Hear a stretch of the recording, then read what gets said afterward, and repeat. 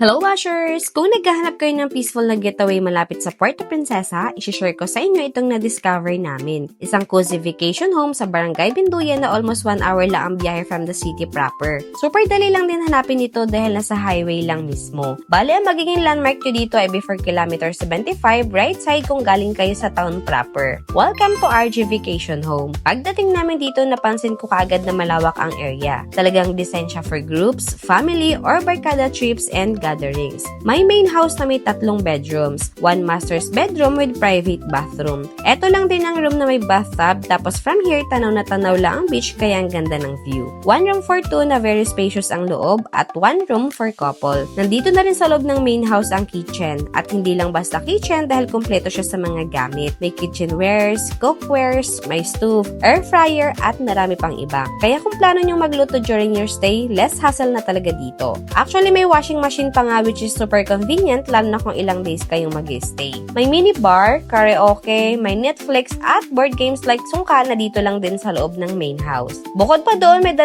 separate guest room pa na for 2 person. Same setup pero maganda lang dito sa kabila kasi beach view sa window. So kung marami kayo, hindi problema kasi kasyang-kasya hanggang 16 packs. May sarili din itong bathroom at kitchen area sa tabi lang ng rooms. Yung kitchen dito may lutuan din at may ref. At kung trip nyo naman mag-ihaw-ihaw habang may beach view, meron din ditong mahabang grilling area at washing area sa labas. Isa sa pinaka nagustuhan namin dito ay yung mix ng relaxation at activities. At kung gusto nyo mag-chill, pwede kayong magbabad sa mini pool nila na perfect lang na pag mainit ang panahon. Pero kung bit nyo naman ang beach, sa harap lang mismo ang dagat. Pwede kayong mag-swimming or magsimpleng tambay lang habang pinapakinggan ang alon. For those na gusto pa ng activities, pwede rin kayong mag-snorkeling o magpa-arrange ng boat rental nearby.